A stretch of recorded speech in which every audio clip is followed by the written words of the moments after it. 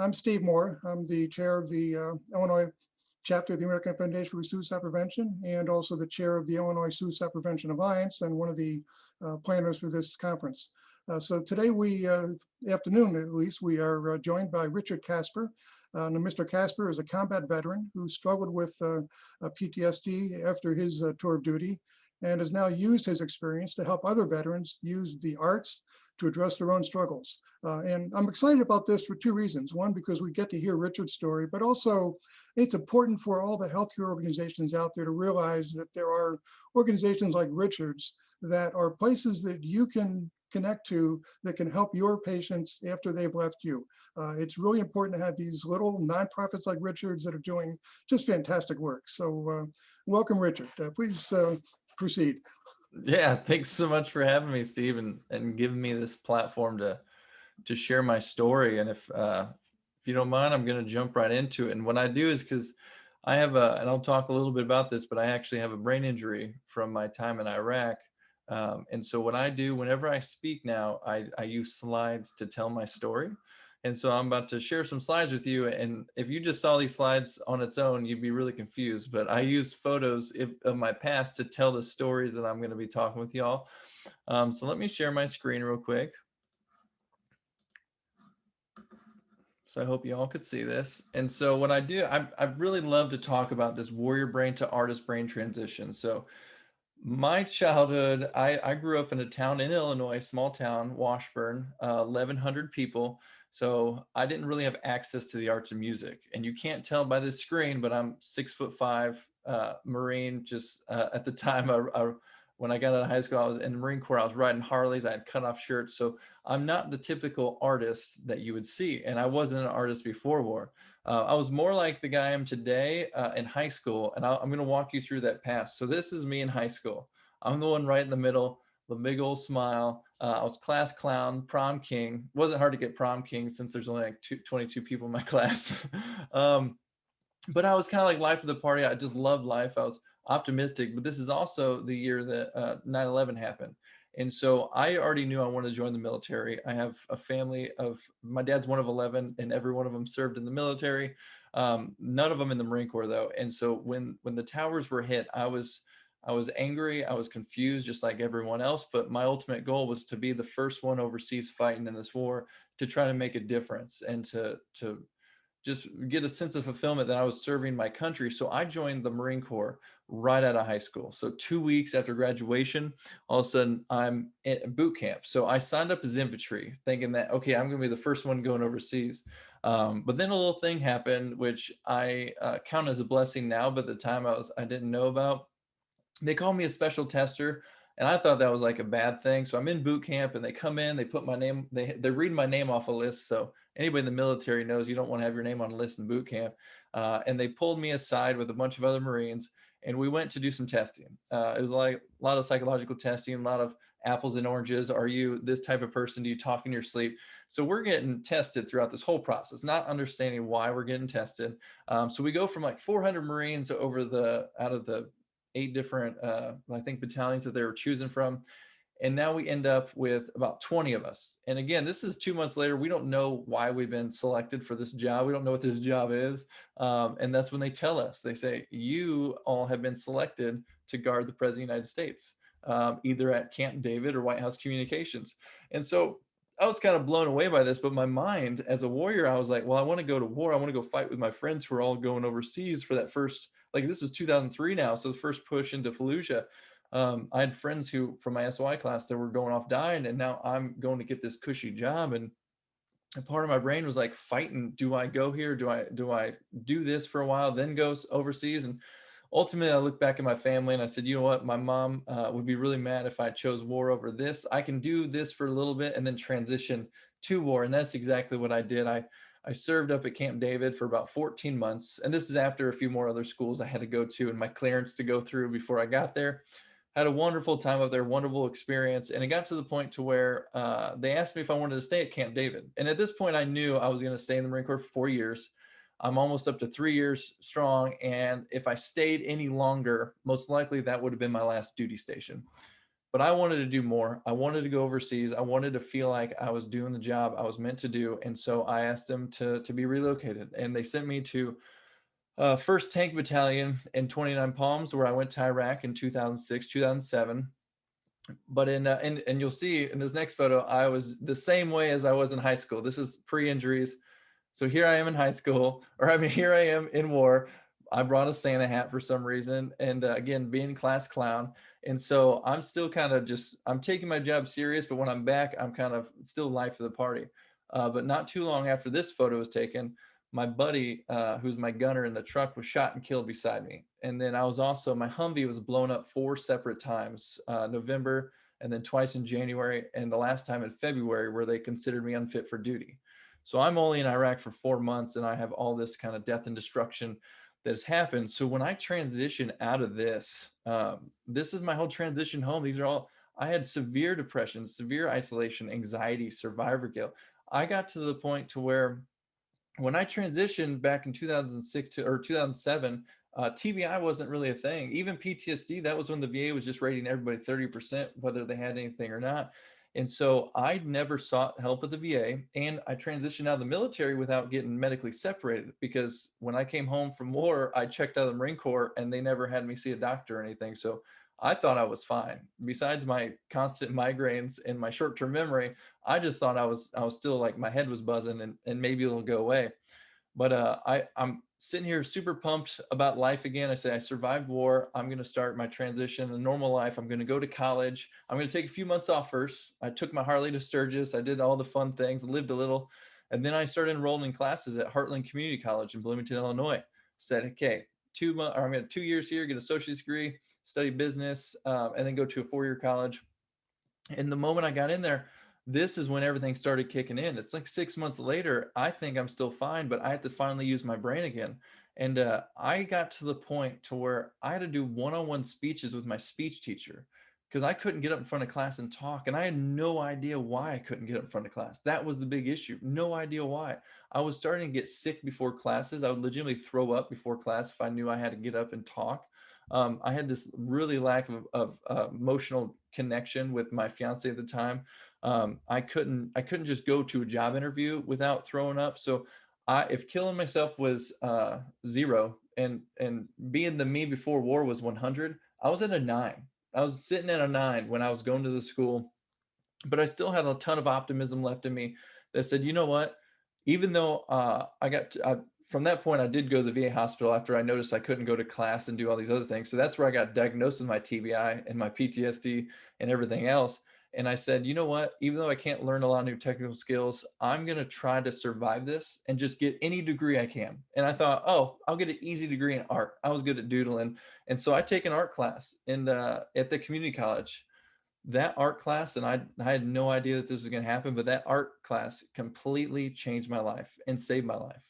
I was doing this piece where I go to my gunner's grave every single year in Houston, never missed a year, besides the very first year I came back. I visited his grave, and my uncle had a photo of me at his grave that I have, my tattoo showing, and I just wanted to capture this moment in time. But I also didn't want the students in the class to know my story. I didn't want to break down in front of them, didn't want to cry in front of them. I just didn't want to put it out there. I didn't trust them. So I'm doing this piece for me. So I'm up in the corner, just kind of drawing out this photo, and I'm coloring in everything. It's like a chalk pastel, coloring in the skin tones the way it's supposed to be, my cami shorts, the stone, the headstone, the roses. And I get to the point where I'm about to color in the background, which is grass. And so I'm getting ready. I probably even had like the green the green charcoal out there. And the teacher comes up to me and he says, "Hey, Richard, I know you're going to do the grass green, but I want to really encourage you to do a color that doesn't make sense to what grass would be, but it makes sense to the way that you feel about this." To me, being art dumb, I was like, that sounds stupid. I don't want to ruin this awesome drawing I have right here. But like a good Marine, I just said, you know what, I'm going to do this. So I just did, not even knowing, I did everything red, the complete background in red. So that's right here. That's the image on the right, and on the left is the drawing I made. And so another thing I didn't know about art, because I was so dumb just being like, hey, I'm just going to jump into it. You have to do critiques in art. And I had no idea about this because, again, I didn't want to tell my story. So as they were going around to the students saying, well, they went to me first, said, hey, Richard, do you want to talk about your piece after I pinned it up on the wall? I said, no, I don't want to talk about my piece. That's why I did this for me. And then they said, students, do you want to talk about Richard's piece? So these little 18 and 19-year-old kids who had no life experience at the time looked at my piece and said, I think you made the background red because you saw him die. You saw the blood. I think you put red in there because you're angry that he died. I think you put red in there because you loved him. All these things that made sense to the way I felt, but I didn't know how to say it or want to say it. It was like I was telling my story without telling my story. It was the one thing that all of us veterans want to do, is able to let the world kind of into what we're doing, but without giving them the full picture. And that's what this did. So I start getting this idea of, if I could change one color and it tells this story, what if I changed another color? What if I did two colors? What if I did patterns? What if I did symbols? So I'm sitting here diving into this idea of art, just, big old Marine, just being like, okay, let's get into this. Let's see what this is like. Um, 2 years later, I graduate my associate's degree from Heartland Community College. Fast forward, I'm enrolled into the School of the Art Institute of Chicago in Illinois, one of the best art schools in the country. I go from non-artist to full-blown, I'm at the best art school in the country. And that was because I had this drive to figure out what was happening inside of me, what was changing without the VA or any other clinical help. What was the thing that was giving me a little bit each day? It was like baby steps. Every single day got a little bit better. Anxiety went away a little bit more. Depression went away a little bit more. What I kept going back to was, I was getting excited in my brain to tell stories that I don't get excited about telling. So after Luke died and I put that up there and people understood me, I said, well, what else can I talk about? Like, this piece was the first piece I ever did at the School of Art Institute of Chicago. It was a collage piece where, again, I didn't know I could use anything to be art. So I find this random painting, I find some screen printing paper, and I got these 4 oversized GI Joes, and I glue them to this thing and I wrap it. If you notice on the very bottom, that very bottom soldier on the bottom has his little foot poking out of that, out of the print. And to me, that was me telling them that, there's 4 of us that are typically in a Humvee together. I'm the one trying to break out. I'm trying to use art to break out. I'm feeling suffocated. I don't know what's wrong with me. I'm almost trying to break into that civilian world. So these are typically stuff you don't talk about, but to me, it was a creative challenge to try to discover how to say things in new ways. So then I discovered ceramics. Never knew what ceramic. I was so art dumb that I thought ceramics was just plates and cups. I legitimately didn't think about the process of clay coming from the earth and then you using that and turn it into something and firing it. I just didn't have that knowledge because I never looked at art, or I never tried art. So now I have this whole new medium where I wasn't into the idea of creating a bunch of imagery. I was into the idea that when I played with the clay, I would get lost for 6, 8 hours at a time and just building stuff and not think about war. That alone made me feel good. And that alone is like the therapeutic part of the art. But there's always 2 parts.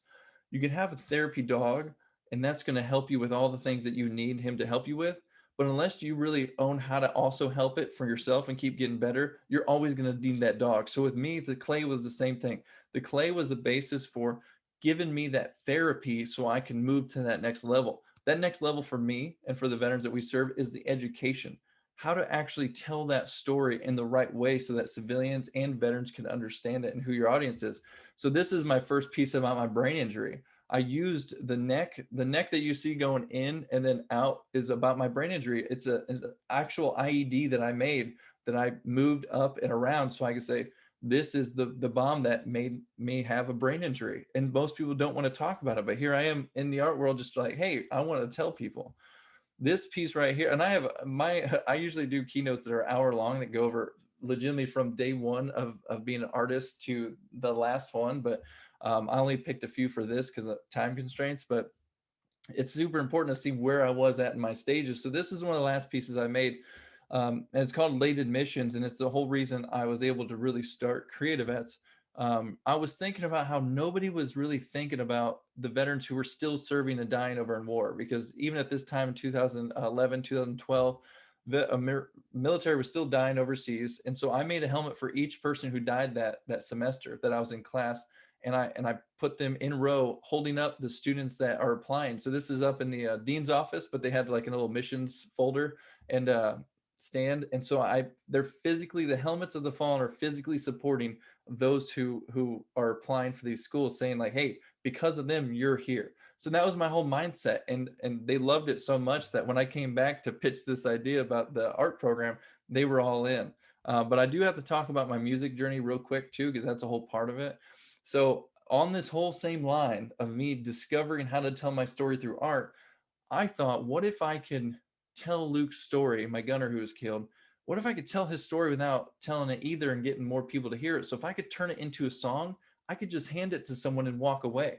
It's like I'm taking everything that's bottled in me and putting it up on these shelves so I can come back to them anytime. I feel like part of us wants to always keep that hurt inside of us so we never lose that, so I never lose Luke. But now processing a song, I could just go back to Luke when I want him to, and I don't have to hold it inside me, which is causing a lot of that negative energy. And so I'm learning how to tell these stories, and I'm teaching myself how to write, and I'm looking on YouTube, guitar lessons, just trying to figure everything out on my own. And I finally get to the point where once I graduated from the School of the Arts here in Chicago, I'd also written my own song and written a few of them and started using that to process things and send it to people. Um, and that's where we're at with Creative Vets. So Creative Vets went from me kind of looking back at my life and seeing everything that changed me through art and songwriting, and then looking those clinically too, because yeah, I was writing songs, but honestly, I was also doing re-immersion therapy, and I was repurposing memories, and I was remapping my brain, all these things. And I was very particular about trying to figure out the lessons that I learned over time and creating programs like that.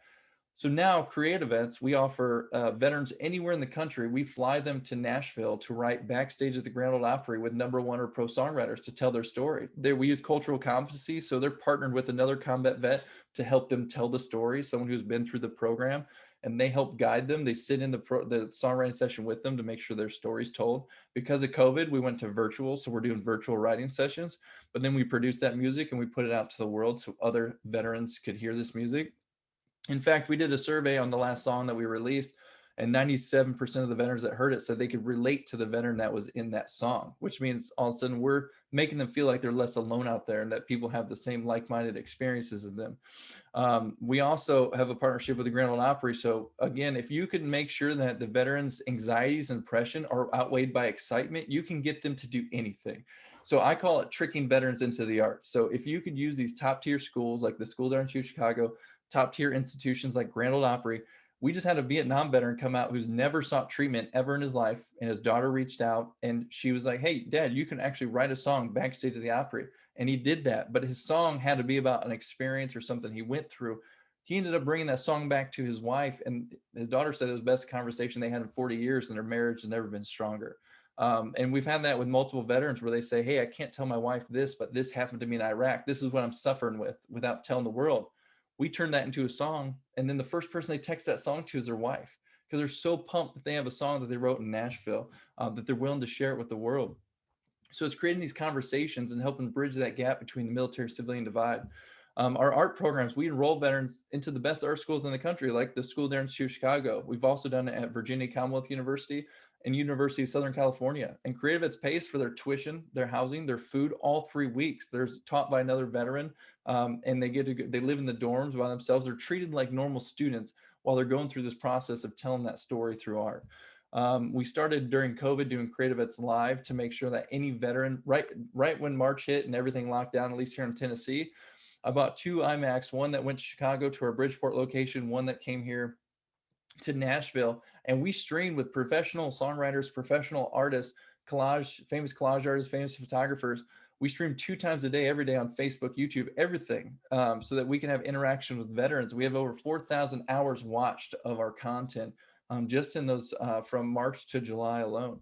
So we're going to continuously be putting out this information to let veterans know that art is an option, and we consider ourselves as an organization preclinical. So our whole goal is actually to lift them up into a clinical setting. It's just that with 20 suicides a day in the veteran military space, 14 of those are not seeking help. So we have a direct line to be able to pull them in with our music, using those songs to bring to a clinical setting, and they could talk about what they wrote or what that art piece looks like. Just a few examples, and then I want to leave it open to some questions too, but a few examples. This is a veteran. We're not trying to create artists. We're just trying to transition their warrior brand to the artist brand. So Marco is a perfect example of this. He's a combat engineer. His whole job was to dismantle bombs. And when he created this piece using ceramics and wires and him just putting this together, his testimony was just like, hey, I didn't know the whole time I was in Iraq, I was putting all these bombs I was disposing inside of me. He's like, and this is me showing that these bombs are inside of me and they're just exploding to get out. Well, Marco, when he got back home, he went into nursing. He's never tried school before, never tried college, but being able to give him that route to do it with other veterans gave him the confidence, and then being able to tell his story to actually just enroll into college and go on and do the things that he needs to do. Because this is all, again, about those baby steps, getting rid of even just one of their triggers will help them move a little bit further in life, and just continuously bringing in this warrior brain to artist brain. So every time something bad happens to them in the future, they can look back at art or music and turn it into something. So they're actually empowering themselves to tell the story and then get excited when other people engage and understand the story. And then this veteran, he never done art in his life, and he came to the School of Art Institute of Chicago, and his trigger was a pomegranate. He said his buddy was shot and killed, or shot in like a cornfield, and then by the time he was medevaced, it took 30 minutes for the chopper to get there, and he died in a pomegranate field. So this veteran, every time he went into a marketplace, if he saw pomegranates on his trip, he would freak out. He'd drop all of his stuff and he'd leave. That was his trigger. And so he knew that, and he didn't know how to overcome that. But through this class, we taught him how to use the pomegranate as a symbol of the death. And so 3 weeks later, he was actually calling me saying, Richard, I can't find a pomegranate anywhere. I went to Jewel, I went up to Target. And so he already repurposed that memory and rethinks about the way that he thought about that pomegranate. And I just took away that trigger. So now he can go a little bit further. That's one less thing holding him back. And now we display our, every time we have our art, we do the 3-week art program, we actually display our art at the National Veteran Art Museum, and we just toured around the country too, so other veterans could come see these stories and hear other veterans and what they're going through and relate to them. And that was just one of the testimonials from the very first veteran ever who went through our program, because again, he just doesn't talk, and but by putting it into a song, he said that that one day in that writing session did more 3 years of therapy, and he's doing better than ever. I actually saw him this weekend, and he's still writing songs. And then lastly, I went from, just to show you through my own process, almost killing myself, doing one-on-one speeches with my speech teacher, to last April, I was asked to speak at the Forum on Leadership at the George Bush Institute, and I sang a song. So I went from crippling depression, can't go get job interviews, to performing for a president and 365 of their biggest donors and other leaders. And every time I look at this photo, I almost want to cry, because I think about where I was and where I got to. And it was all just transitioning the way I thought about my experiences. And so with that, I'll leave it up to you. I want to leave a little bit of time. So I know there's a lot to unpack there, and I usually get a lot of questions. So thank you for that. And Steve, I can turn it back over to you if any questions came in. Thank you, Richard. Yeah, we have a question, first of all. So what's a good way to encourage someone you know who has returned from the military to join activities like this, especially if they feel like they aren't the artsy type? And that's the one thing we get. We mostly get people who say, I don't have an artist bone in my body. And that's why I always tell someone to get them on the phone with us. A lot of the times the music is what brings them here, like the Vietnam vet with his daughter saying like he doesn't like programs. I just said, hey, just get him on the phone with me or one of my mentors, and we'll get him here. The art is a little harder to sell, but a lot of things, if you're designing your own programs or you have art in your in-house, never worry about what I like to say when I talk about like tricking veterans in the art. We launched a program with the Dallas Museum of Art. And so I was thinking, okay, if we make this super on the educational art portion of this, we're actually probably not going to get a lot of veterans who want to come through it. So what I did was I said, I have access to songwriters. What if we set it up so first class is photography, second class is collage, third class is drawing, painting, fourth class, if they go for the first 3 classes, that'll be songwriting. So they get this chance to write with a songwriter. So in their head, they're thinking, oh, I just got to accomplish these 3 to get to here. So they're willing to do anything. Just like we know that things like yoga and breathing and all these other alternative art therapies are super beneficial. The biggest problem is the friction point. So you don't have to sell the actual program. It's figuring out what that friction point is to get the veterans there. And feel free to highlight something else, saying, because if you told me even right now, like, hey, I have a yoga class free, I'd be like, I ain't doing yoga. But if you said, hey, Richard, I have a yoga class free, or I have a songwriting session with a hit writer, All you have to do before that is do a breathing class, a yoga class, whatever. I'll be like, cool. I would do that because I'm trying to get to this end goal. So never worry about almost having to entice them to get there. It is super hard. That's one of the biggest probably frictions in all of therapy is the arts. It's trying to get a big old Marine to think that art's an option. And that's what I'm trying to ultimately change is this nationwide narrative. And that's why I was super appreciative that George Bush picked up painting, because I thought, okay, if a leader of our country could start painting, maybe that'll allow other people to understand that art is an option and that you don't have to be a certain type of way to do art. Just kind of make it more accessible to everyone. Because it'll have to be probably a whole generation that we have to talk into allowing arts to be in their life and them to look for it. Okay, I'm having trouble going through the questions because most of them are saying something like, this is the greatest presentations I've ever seen in my entire life. So, I found a question finally. So does your program do any crossover work with art therapists or art therapy programs in the country? Do you work with private agencies? So we're actually really good with B2B, like other organizations. We've worked with Mission Continues and Wounded Warrior Project and Johnny and Friends, which is a Christian nonprofit. They have Warrior Weeks, Zach Brown's Camp Southern Ground. We don't talk about, again, the friction points I was talking about. Every program that we have, we've eliminated every friction point to entry, which therapy has become a friction point. So when we talk about art and music, we know we're doing therapy, but we're being very intentional about the educational portion of it and the excitement of them getting here. So we will partner with organizations that do that, like Camp Southern Ground. They have a whole like almost clinical setting for the whole week. What we do is we come in for one day and we bring in 4 pro riders from around the country. Like, so that's down in Atlanta. We've done this in Atlanta and South Carolina and Florida. We're about to do one in Arizona in a few months. But we'll bring these writers right in the smack dab of it and say, hey, we're going to do some group writing sessions with some hit songwriters. So this is a way also to encourage people to come into clinical settings. So yes, we work with them, but we don't like partner and say, well, we partner with them, but we're not like, hey, we're doing art music therapy. It's like Creative Vets is coming in to do this songwriting program. We get to write our own songs. So again, we trick it up a little bit, but we are still working in clinical setting with the VA hospitals. Actually in Ohio, we've had 3 virtual songwriting programs, and we're just actually tomorrow we have our first art class. But we have a #1 songwriter here in Nashville who is in the Navy who teaches those classes to the VA hospitals. I have a really important one. Is this only available to combat vets or any veteran? So the major programs right now, we say combat wounded, but it's really if you've been in country, so any era.